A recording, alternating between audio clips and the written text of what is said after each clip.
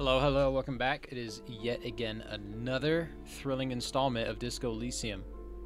In this episode, we're paranormal ghost hunters, finding spirits and unveiling the mystery of the curtain. What is the mystery of the curtain? I don't know, but this lady needs help. Here we go. Investigate doomed commercial area. People say the commercial building on the plaza is cursed. No business will ever thrive there without going bankrupt. You promise you'll look into it. Enter the sealed door behind the bookstore and find out what happened to the companies there. Search for the malignant entity Pleasance. Pleasance, please the sense. Said she lives inside a chimney. Find a way in. What if I just go open the curtain? You see a dimly lit room full of dusty furniture and trash. A doorway stands in the back, covered in dozens of scary little Seminese wards, your shadow looming over it like an omen. I gotta pause my game and deal with this screenshot. Thanks for ruining it. Alright, it has been adequately handled. Let's continue. Oh! You got something to say? You want to sit here and scream "oh" at me? I'm working. You're alive and well. Don't keep me waiting now. What's in there? In that dark sarcophagus? Hold on. I haven't actually done anything yet. Just wanted to ask a few questions. Oh. What about? Okay, bye. Farewell, book peddler. Yes.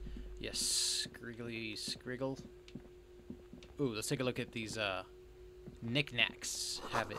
Ghostly silhouettes of hair dryers. And the painting on the wall. A vaguely an androgynous portrait of a man. A manly man. A heavy door with a missing handle stands before you, covered in dozens, if not hundreds, of Seminese trinkets and charms. It appears to be locked. I'm gonna lock the door with the key. After exerting some force, you manage to turn the key. It's eerily silent. The door slides slightly open, letting a draft of cold air into the room. I'm gonna open the door and enter. We ain't letting Kim do shit. My investigation, my rules. Dude, we're about to get fucking swole. Kim, you wanna work out? Be my spotter. Let me zoom out. Oh, this place is roomy. Look at this. I like it. Punching bag? Sand is dripping from a punching bag. Ooh, Kim's got something to say. What's up, Kim? What do you want? What is this place?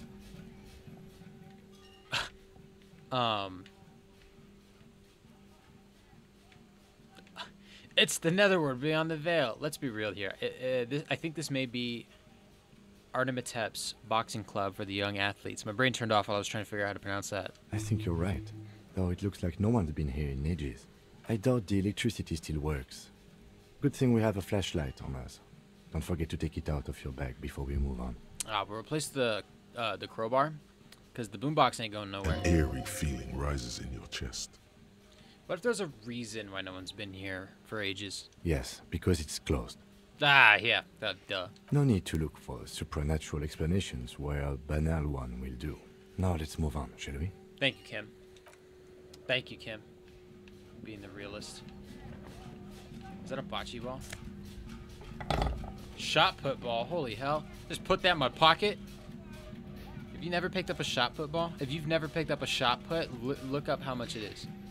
Look, hold up. In open competitions, the men's shot weighs 16 pounds. That's 7.26 kilograms for you non-Eagle speakers, all right? And the women's shot weighs 4 kilograms, which is 8.82 pounds. Okay, I got a beef. Why is it like, look, so it says 16 pounds, then it puts the kilograms in parentheses, but here it puts 4 kilograms and then puts the pounds in the parentheses. Consistency is key, children. Remember that. I'm just gonna put that in my pocket. I bet.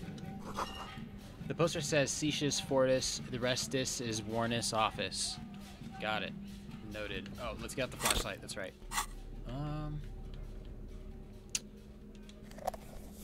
Yeah, look at me, dude. I got some biceps on me. Just carrying these shits above my shoulders all day. All right. Thank you, Kim, for the valid suggestion. Tanning racks. We know it. Worn out wall bars. They look unsafe. I don't know. Hop on it. Find out. All right, let's go up the stairs. The hallway is blocked by old window panes and debris. Poor debris. Let's see. A large demijohn full of strange liquid. Wild animals stare at you in the dark, stuffed and mounted. That mannequin low-key scared me a little bit, not gonna lie. Alright, let's see. Airship rotors covered in spiderwebs. They remind you of blades. Ooh, there's something in there. We gotta get over there. Looks like the remains of the 24-hour window repair shop. Why did the music get all creepy? We don't gotta do this right now. A naked mannequin torso, a strange yellow color. Money! Bling bling, children. We're almost at 16 real. Blue velvet, soft to the touch, moth bitten.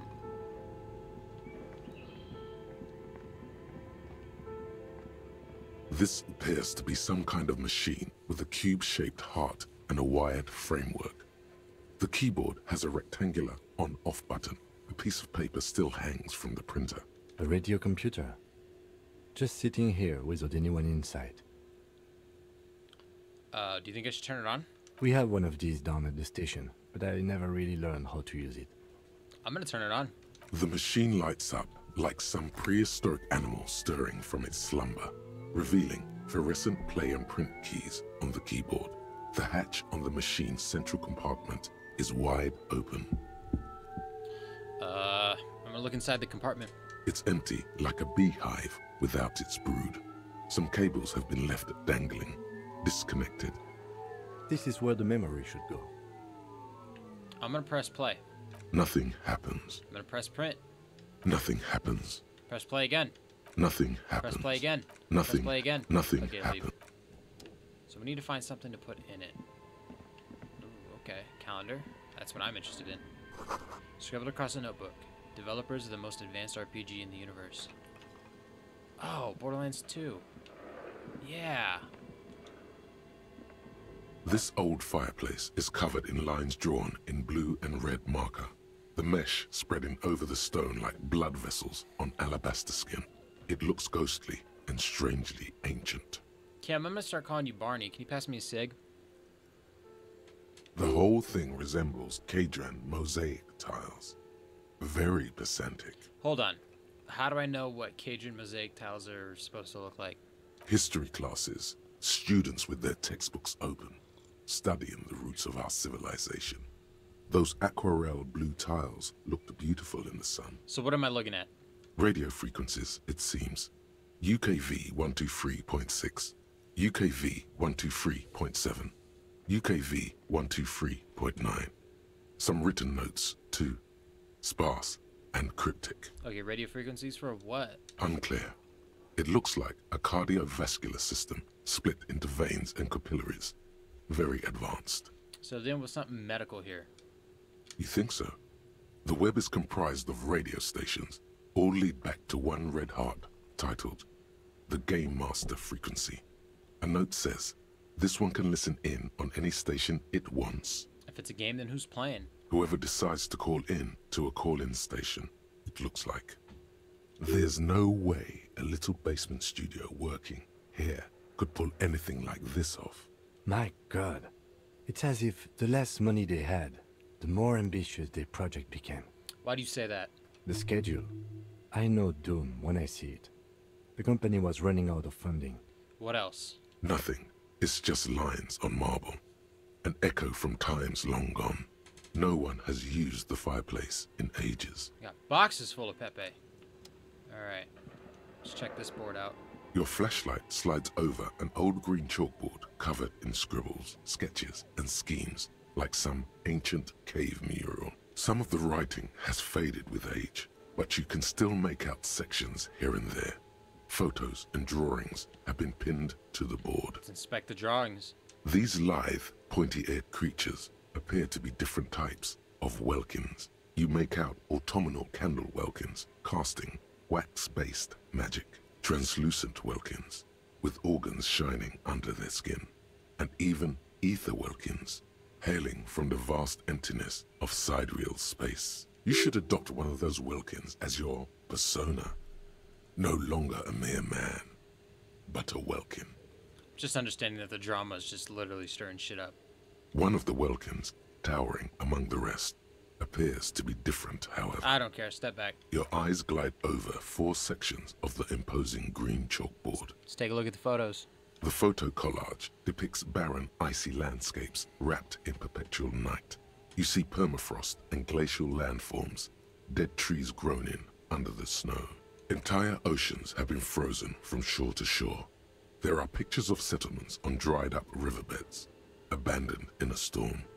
Animal corpses in the dark, carcasses and bones. You see primitive oil rigs built into glaciers, boreal dvorg, yurts under the snow, great mammoth-like beasts of burden. Albeit dark and cold, this vision also feels cozy in its own way, like eggnog or morphine, a much-needed respite from our own world. Dope. A pinned postcard reads, "The heat death scenario. A desperate fight for geothermal energy engulfs the world as Wirral becomes untethered from its sun, drifting through the universe." Inspect the schedule. This is a monthly calendar from the year 50. Cryptic words like sprint, daily minimi, and GPI span the marker-drawn grid, the grand scheme of production and money. Minimi stands for a mini-meeting. It's part of a bigger framework for managing work called RUN. Station 41 tried to implement it a few years ago, but failed. All right, let's keep reading it. What happened? As time goes on, the numbers in the boxes grow rarer and rarer. The board becomes an empty snowfield in the final days. Only failure and regret dwell in this region. Looks like they didn't make it. The lieutenant looks at the frigid ice field of nothingness. A note in the bottom left corner of the chalkboard says, "See the prod schedule filament for details." And now let's inspect the notes. The handwriting is only partly legible, but you can still make out 3 slogans: "Call in, tune out," "Wirral untethered," and "Heat death of the universe." Let's inspect the drawings. These lithe, pointy-eared creatures appear to be different types of Welkins. You make out autumnal candle Welkins casting wax-based magic.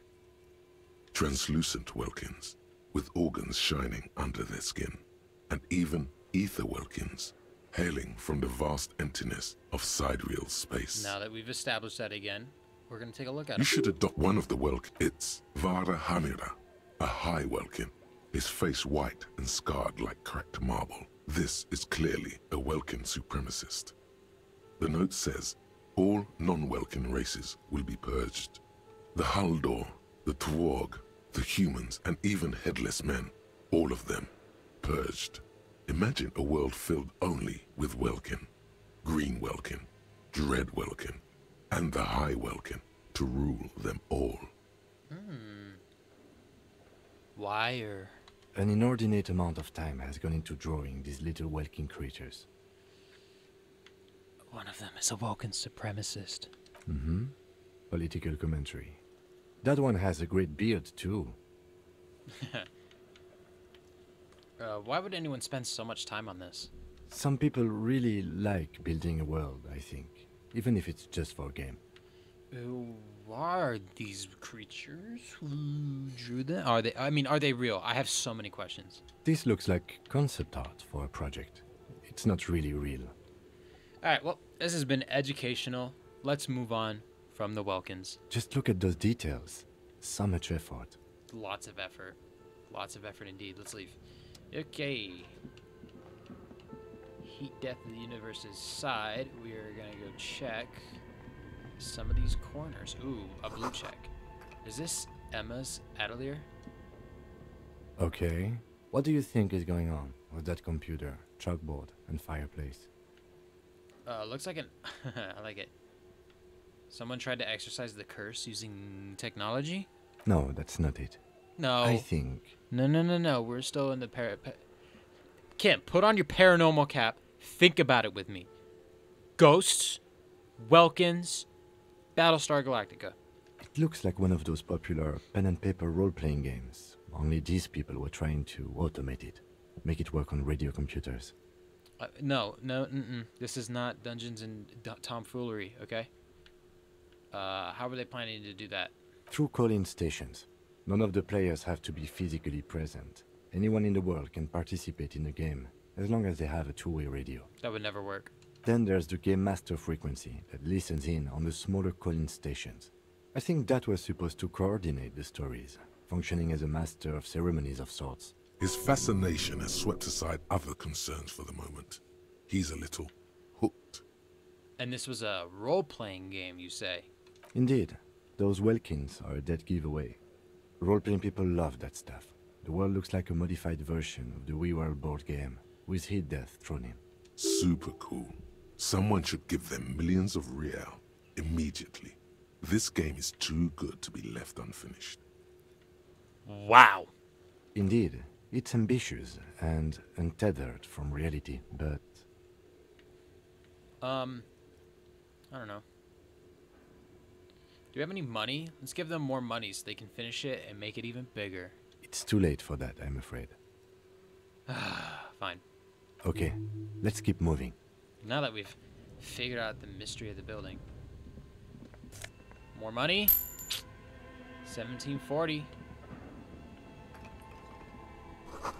Steel rotor blades bearing a slipstream logo. Production schedule. I didn't read that. Production schedule filament memory. This cube light. Hey, my bad. Reading comprehension. Let's go. The cube-like crisscross of filaments feels oddly fragile in your hand. Its intricate structure covered in dust. Silver tape on the side reads, production schedule. No! This filament contains information that can be read using a radio computer. Okay. Okay.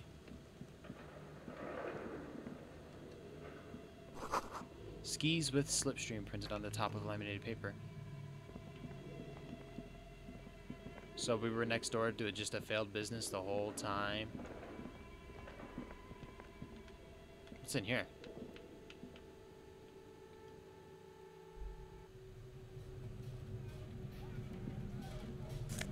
More money. And some magnesium.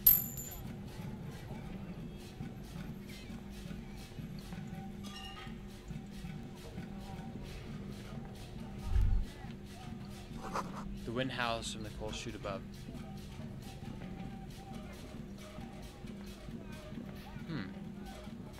A thick layer of coal dust covers the furnace, coloring it pitch black. Kim, what is this thing?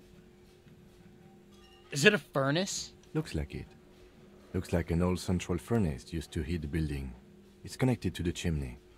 No one has used it in ages. No signs of any recent fire. Only dead rats. Kick it with your... Smear your hands with coal. A lush layer of coal now covers your skin, sinking into the wrinkles. Your hands look ancient. I'm gonna look inside it. It's dark and grimy. What are you doing? Oh, I hear the murderer of the hangman talking. Oh, man. I like that. Wait, really? You should investigate. See if someone's upstairs. Okay. 58%. Let's do it. I'm gonna yell hello into the furnace. No balls. Something breaks loose in you. A mighty bellow echoes throughout the chimney's depths. The chatter of tiny voices above suddenly cease. Then... Hello? Hello? Are you there? Speak to me. Hello? Did you say anything? I can't hear you. Please come upstairs. There's a safety curtain on the second floor. I'll open it. Oh, nice. Oh, nice. You hear a low rumble upstairs. The sound of a curtain being pulled aside. Interesting. Okay. After you, officer. Cool. I'm gonna leave. Let's not kick anything. Let's look on the floor. The wall collapsed. It's inaccessible now. I don't think there's anything else down here. Ooh, there is something else down here. It's a Zamboni. I don't don't know what this is. It just looks like a platypus from the right angle. Oh, an ice cream maker, defrosted and unplugged.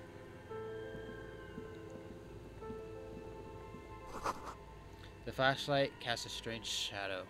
There's a hidden doorway here.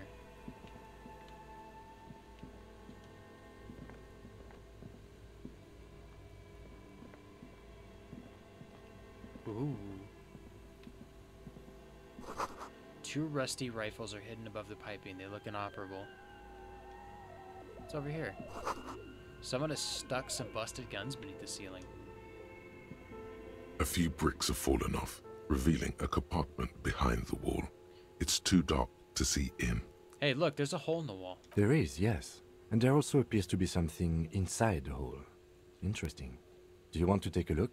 Okay, I do. Your hand reaches deep into darkness and spiderwebs. Rummaging around, you find rusty rifles hidden away. Inspect the rifles. Most of them are rusty and inoperable, like the rest, but one catches your eye. A bolt-action model with a fine wood stock, in better cosmetic order than the others. Take it. You're a police officer. Police officers carry guns. Exactly, and this is my gun now. I don't want my other gun. This one looks nice. That's a rare sight. Seems to no longer be functional, but still a beautiful thing in its own way. Those subtitles didn't match up with what he said. The text says, an old bell Magrave from the Revolution. Where are we? Look around the secret room. Seems like an old bunker from the revolutionary period. Look at all those rifles. Must be an old weapons cache.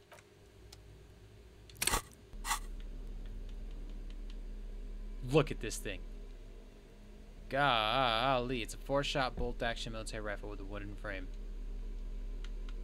It's an antique, though, so I think I can only sell it, unfortunately. Well, we found a gun. So, gotta do the responsible thing and leave it unlocked so my children can access it. A frozen ice cream maker that's still running. Nice, that's neat. Intercom wires running from the breaker box. Cool. Is that a tank top? Insane mesh tank top. Insane in the mesh brain. Just rats running along the floor, no big deal.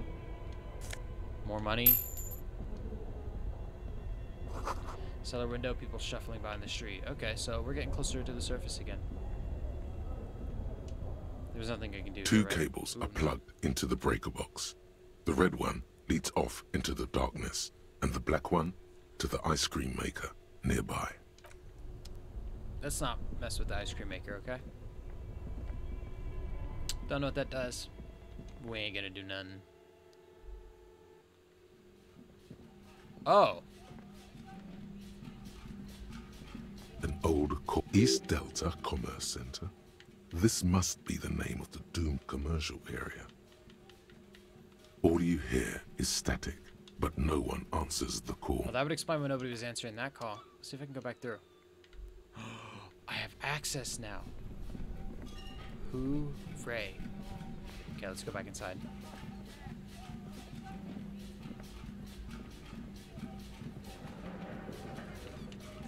Okay, we're gonna go back up here. I know there's a... That's a refrigerator. Hold up. You see a terrifying ice bear with a strange compartment in its belly.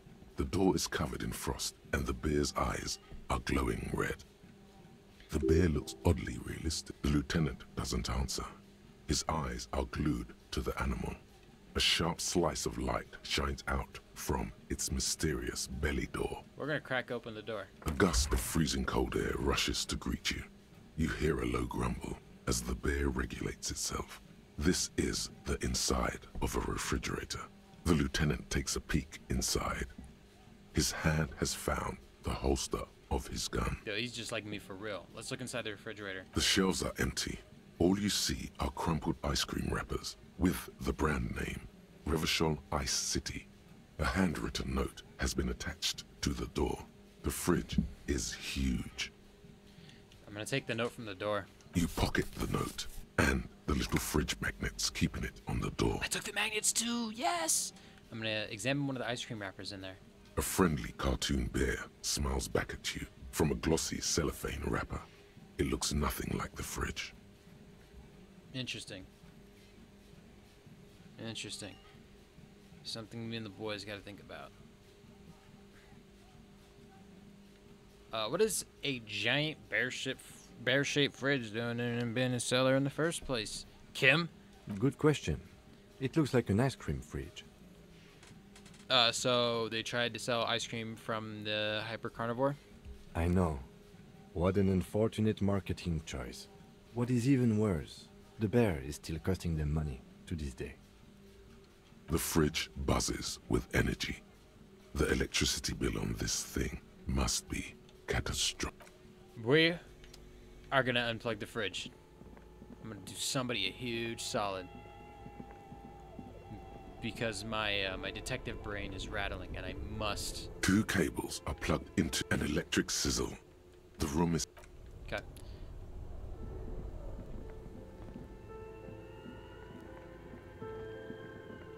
The bear's eyes are dead and empty. Ice inside the fridge slowly melting. The power has been cut. Cool. Somebody's gonna thank me later. You can cut me a check. I'll take half of that payment. You know? Let's investigate this last hallway.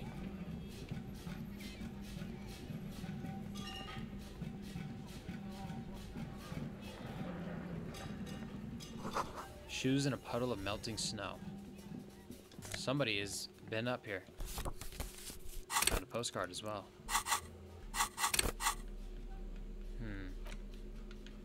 Okay, we're not gonna wear the tank top. +1 drama. Clinically insane. Handwritten note you found from the giant bear fridge. It still bears some marks from the fruit-shaped kitchen magnets that were used to secure it to the refrigerator door. The note is written with a blue pencil on a piece of lined office paper. The kitchen magnets have left spots on its surface. Does it say anything interesting? The lieutenant leans closer to read the crumpled note over your shoulder. This is tangential at best, but the lieutenant's detective instinct is still active. I'm gonna read the note. Someone has scribbled, S. I can't believe the off-site copy is still here. The illiterate ginger kid keeps stealing stuff from the studio, so I had to hide it somewhere safe. I wonder who that could be. You'll find the filament memory with the off-site copy in the frozen ice cream maker. Please take it home, ASAP. It's important. I'd do it myself if I lived in a civilized place with a freezer. Take care. Sully Swaff. Remind me again, what's a filament memory? It belongs inside a radio computer, storing its memory. It's like a tape. You listen to disco tapes, right? It's like one of your disco tapes, only for a computer. I wonder who wrote that note. Looks like someone from that radio game company upstairs. I'm a little surprised they just left their property lying here. Guess we'll never know. The lieutenant nods. Who's the illiterate ginger kid? Really? I'm gonna ask it. Really? You don't have a single guess? You mean Kuno? Oh, I'm sure that child would love to get his hands on a filament memory. Even if he doesn't know what to do with it, he'd probably try to pawn it for speed, based on our encounter. Do you have any idea where the frozen ice cream maker? I already found it. It's in my inventory. It's like right there. See? Postcard for 22 cents. We got another 34-cent postcard. Le Jardin. La Delta. La Donda.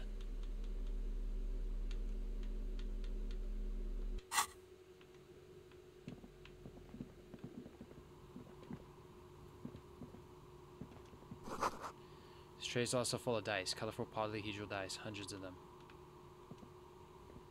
Can't see shit. The candy dispenser has been repurposed to contain thousands of dice. Is my flashlight dying?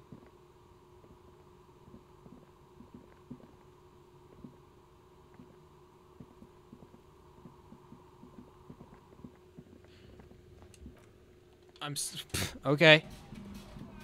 The room now just decided to light up. Ooh, I got an auto save. Let's go. Hello, I'm Nia. A bird-like woman sits on a throne of tools with emerald light shining through her hair. Did you try knocking on my window? I must have missed you. I've been listening to my Melius. So what kind of die are you looking for? She's got a direct view to the backyard. You should interrogate her about the lynching. What do you mean by Malaya? Yes, Malay. Amelia is like a call-in Malay. station. You need a two-way radio to access one. That's why I have these. Mostly, they just teach you to swear in different languages. But some of the stations can be quite interesting. I was so absorbed, I must have missed you knocking. You must have me confused with someone else. I haven't knocked on your window. Then how did you get inside? By the south entrance? You know what? It doesn't even matter. What matters is that you're finally here. Let's talk dice. Did you have something specific in mind? Why are you asking me about dice? I'm a novelty dice maker. Tell me the name of your role-playing system and I'll make the die you need. That's why you're here, yes? Ah, Hobocop. Role-playing games? You know the one made by Fortress Accident. Does that count?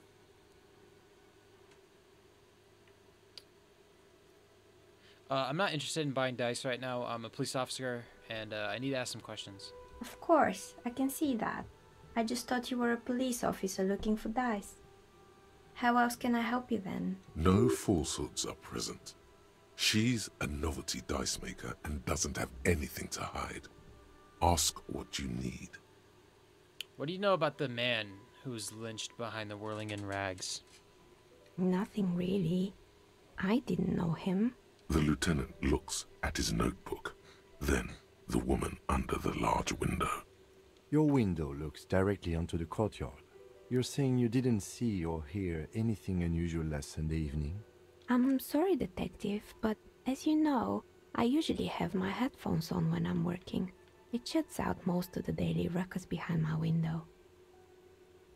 What do you mean by the daily ruckus? Well, there's always something going on in the Whirling's backyard. During daytime, there are usually those kids. And lately, I've been seeing a lot of drunk workers hanging about. Must be because of the strike. She's heard of the murder, but did not see it, sire. Got it. Thank you, drama. But I never saw anyone during that fateful Sunday night, I'm afraid. Do you often work Sunday nights? It's an odd profession, making dice for people. But I like it, and I prefer doing this to sitting at home. I see. Thank you for your answers. She nods. Anything else, officer? I'd like to order a die from you. Of course. Tell me what you have in mind.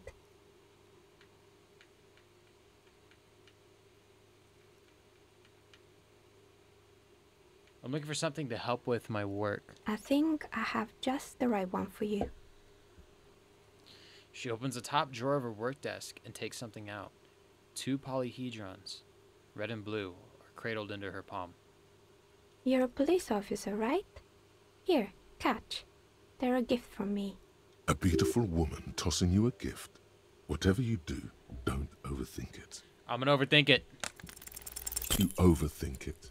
Your hands can't agree what to do, and the 2 dice drop to the floor and scatter in opposite directions, like pearls from a broken string.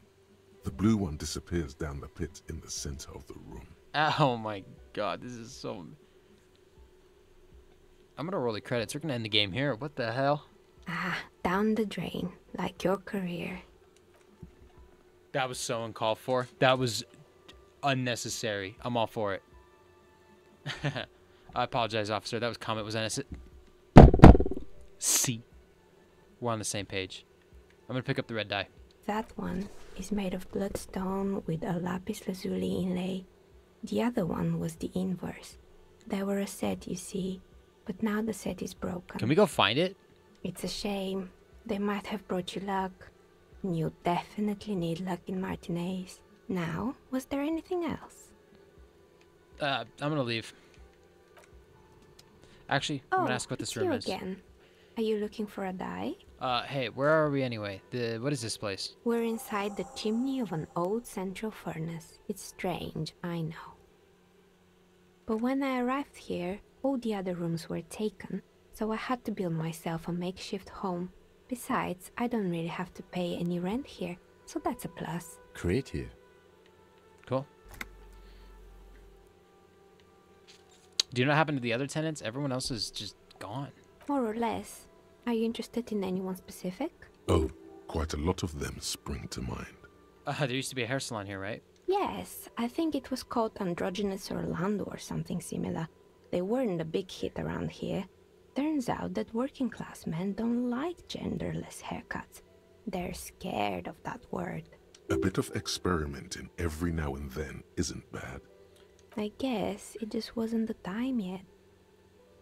What happened to the gym? It wasn't merely a gym, it was Artemitep's boxing club. A community project created to steer at-risk youth away from drugs and crime. Maybe that's what Kuno needs, a community-centric boxing club. Kuno? Who's Kuno? He's a little ginger gremlin who likes to defile dead bodies. Oh yes, you mean the kid with the sailor's mouth. Yes, I've heard him yelling profanities in the backyard. I think it would take more than a gym to help that kid. And who was Artemis? Yep, Artemis. A kind man, from Zemsk. I heard he had some trouble with the law when he was younger, and that's why he wanted to start the gym, as his way of giving back. So how did that community project work out? It didn't. If anything, it made the youth situation in Martinez even worse. At some point, someone started a rumor that the punching bag downstairs was full of amphetamines. You should have known it. Huh. It's not really full of that. No one would store their drugs like that. Eventually, the coalition took away the funding and the club went bankrupt. This was a few years ago. It's gotten much more peaceful around the plaza ever since. What's up the rotor blades and skis? They were made by a company called Slipstream. After they pivoted from making rotor blades to skis, their chief executive took off on a vacation with all their money. Honestly, I think it's quite funny. I think he's still sending out holiday transmissions from Tulula or Tiumotiri or Hashtkor or wherever he is. Interesting. What do these transmissions say? The usual, I imagine. That he's been thinking up all kinds of new business plans and can't wait to get started on them just as soon as he returns. Men like that are a curse. The lieutenant is stern. Sure, but Slipstream is history now. All their remaining assets got seized by the bailiffs in 47. I have no idea why those skis and blades are still lying around in the house. Not much use now, I guess. They were just props. Why return them? Oh, what's up with broken windows? A lot of broken windows around here. Oh, this one's a mess. There used to be a company that promised to repair windows 24 hours a day. What could go wrong with this one, right? Turns out, the business was actually set up as a front for an illicit group that was producing snuff milieu. Who would have guessed? What's the snuff milieu? And they never cleaned up the debris either. Now it's just littering the hallway and I have no idea how to get rid of it on my own. Cool, very cool. About the debris, but what's a snuff milieu? It's a Sub Rosa radio station that broadcasts... What does she mean? To get off I just on kept it? pushing A for some reason. Let's finish what she was saying. She said, the Sub Rosa station that broadcasts real murders with real victims. Some people pay good money to get off on it. My drama tells me nothing changes in her tone as she says that, as if she's just another piece of information to lay out for the world. What exactly does she mean to get off on it? Don't worry, the ICP has a separate division that deals exclusively with Insane the Clown Posse? psychosis. This isn't our problem. Good luck with that. It's not easy catching those perpetrators. Found the building's intercom, but it's not working. Oh, right. I hope you didn't try to ring me. I think none of those doorbells work, including mine. I'm still in the middle of connecting the wires. Sorry about the confusion. The doorbell with the empty name card must belong to her then. So you're telling me that the doorbell with the empty name card was yours? That's right. I haven't even written my name there. As I said, it's quite useless right now. It doesn't work yet. I was wondering about the Whirling in Rags. Is it part of the same building complex? You could say so. Both houses were built at the same time and under the East Delta Commerce Center project. That explains why you can call the whirling from the intercom, albeit I doubt that anyone responds. If the whirling is part of the same building, then it's part of the doomed commercial area. The darkness of this place is there, too. I saw a name East Delta Pinball on the doorbell. Right, it used to be a gaming arcade. This is an ancient failure, before my time. I'm not surprised, however. My advice, don't base your business on a fad. Hypnotism, fluorography, trick track, especially pinball. Agreed. Pinball is the worst. Hey, whoa. Somebody didn't have Windows 95 with no internet connection. Strange thing happened when I tried calling a company named Slipstream SCA. Someone answered. It can't be true. They don't work here anymore. They've been gone for years. Ooh. Are you sure it was Slipstream SCA? Was it a woman? Maybe it was Plaisance from the bookstore. She said she was from Tricentennial Electrics. Tricentennial Electrics? It used to be a major electric company 100 years ago. Are you sure it wasn't just some kids playing a prank on you? We're stumbling upon a major company conspiracy, Mac. It was too real to be just a prank. Either we're dealing with a professional actress, or... No, it was something else. Something eerie. Pranks can be eerie. Oh, the kids these days. We were just one of them, and now they're terrorizing us. No solidarity. Okay. I have a few more questions about the building. Sure, I'm listening. Did someone here make stuffed animals? I saw mounts lying around. You mean Mr. Fabron, the taxidermist? No, he mostly just did drugs. That's a zinger. But what drugs exactly? I'm gonna let it pass. Anything else? Who cares? I don't care about drugs. I found creepy mannequins. There used to be a fashion atelier here, but I have forgotten the head designer's name. They were doing well for a couple of years, until the insect rights activists came. Insect rights activists? What in the name of... Mm-hmm. The atelier produced a certain collection that used chitin among the materials. Apparently chitin is made in the Occident, where it's extracted from beetle wings. And you know how all kinds of political movements are big in the Occident. The activists shut down the biggest chitin supplier, which of course caused the price to skyrocket. And, naturally, all the most fashionable tastemakers refused to be seen in chitin from then on. The atelier went bankrupt before they could finish the collection.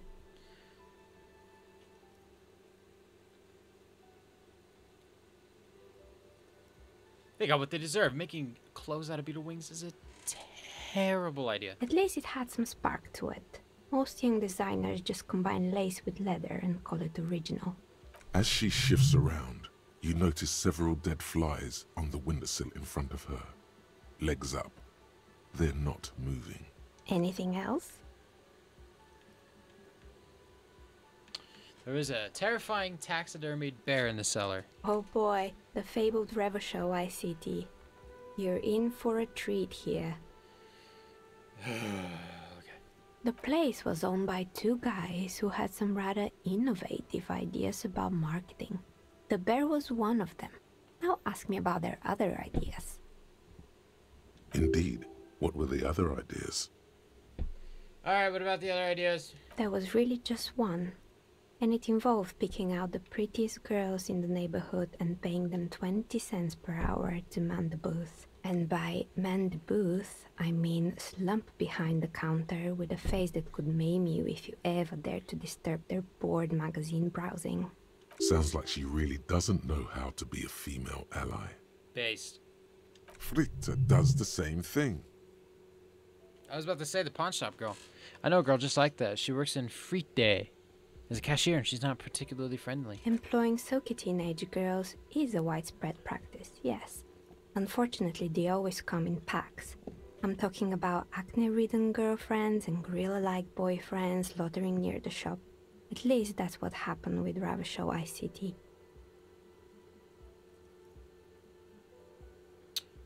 I'm gonna continue. And they already had the bear. She closes her eyes as if remembering something painful. What about the bear? The bear. It didn't work out. Of course not. The bear was Ow! terrifying. Of course not. No one wants ice cream guarded by a hostile apex predator. To make matters worse, the fridge didn't work too well either, and half the ice cream came out malformed and partially melted. Eventually, Ravishell Ice City lost the price war to its rival, Glace 5000. Glace 5000 sold caramel sundaes for only 5 cents a piece, out of regular fridges. Not solemnly. It's the market doing its job. Maybe, because the taxidermist who made the bear definitely wasn't. Doing his job, I mean. Preach the free market for 9 times. You got it. Maybe the taxidermist. Oh, that's what she said. Duh. How come? He said that the bear was his vision beast. He said he met his vision beast while high on desiccants. Called it Megatherion. Sounds cool. What's a vision beast? It's an imaginary beast that guides you through life by telling you to do more drugs, mostly. A wise and noble beast, guiding you toward the land where the streets are paved with drugs. I don't have a comment on drugs. Understandable. You shouldn't do them. You're a police officer after all. Damn straight. Anyway, now you know the story of the fallen ice cream empire. Tisk tisk. Anything else? Another failed business, perhaps? I've been here for a long time. I found a strange machine. Fortress Accident, the radio game studio. They were an interesting bunch. We talked about role-playing systems every now and then. Once, I even saw 2 of them get into fisticuffs over Wiro. That's understandable. Fantasies are serious things. The mind is the drawing board of history. They certainly took their work very seriously, even if they seem to be chronically liberal with their schedules. Alright. What do you mean liberal? What happened? The usual. They ran out of money and couldn't get the project done on time. So what went wrong? What went wrong? Well, I did hear them talking at times. That's it? She looks at the hallway as if she can still hear them chit-chat behind her curtains on a cigarette break. They seemed to believe they were historical individuals on some grand quest. She sounds almost mocking when she says that. From what I've seen so far, the project did look quite impressive. Yes, but when the money started to run out, they just began to complain a lot about capitalism. You know, how the markets are rigged to keep out new businesses and so on. In the end, they just didn't get it done. They didn't have enough willpower to produce something truly historic, and to show up to work on time. She's right. Showing up to work on time is important. Showing up to work on time is hard. No, scratch that. Showing up to work at all is difficult, especially if you've been drinking. That's too bad. I would have supported them. The project looked great. Not the wisest decision. You would have lost all your savings. Ooh, she tosses a pair of dice on the table. One of them stops near the edge of the metallic desk. Anything else? I have more questions about the intercom. I'm pretty sure it still doesn't work. But Okay. sure. What do you want? Sure. That's I'm it. listening. I've gotten everything I need from her. Actually, I had other questions. Good. I hope it clarified things a bit. What else? I've heard this place is cursed. Did you know that people call it the doomed commercial area? I've heard the stories, but I don't think those stories are true. But how do you explain what happened to all those companies then? It's just capitalism. We only hear about tales of success, so it's often surprising to realize how many ventures actually fail. That lady is the one who sent me. She's convinced that the place is swarming with malicious energies. Plaisance, the bookshop lady? Plaisance. I've heard that her business is doing rather well. Have the energies spared her somehow? I don't know why the bookstore hasn't gone bankrupt yet. That's why I'm here to investigate. Oh, right. But it's not just the bookstore that's still up and running. What about the whirling in racks? Some people say it's part of the building complex. Yeah, you're right. The whirling doesn't really look cursed. Like it does. It doesn't look like it's cursed. And then there is me. I've been here for 14 years, selling novelty dice to role-playing enthusiasts.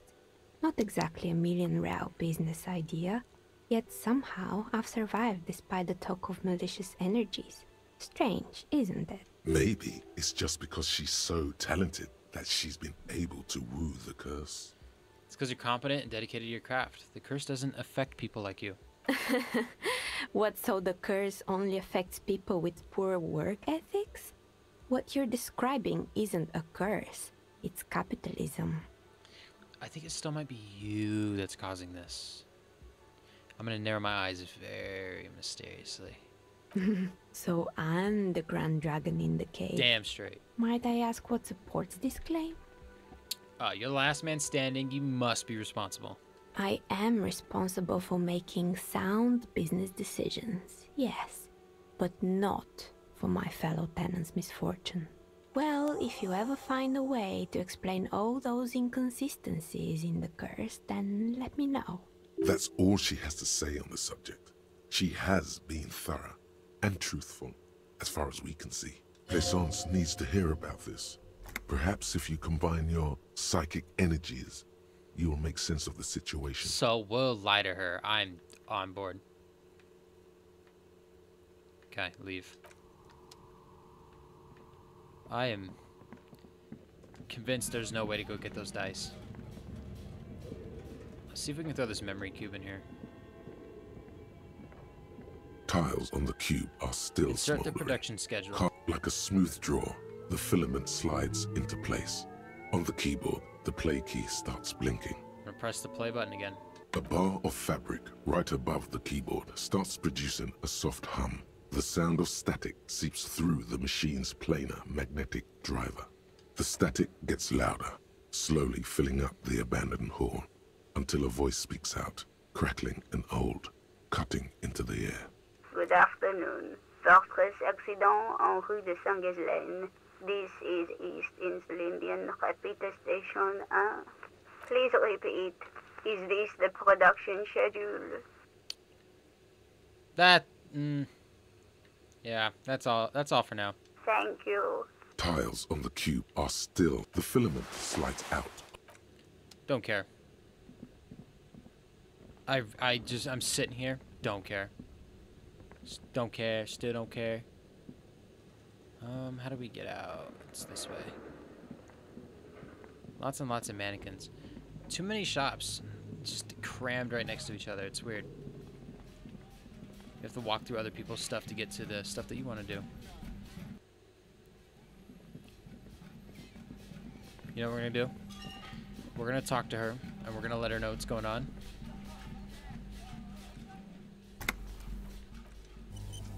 In the next episode.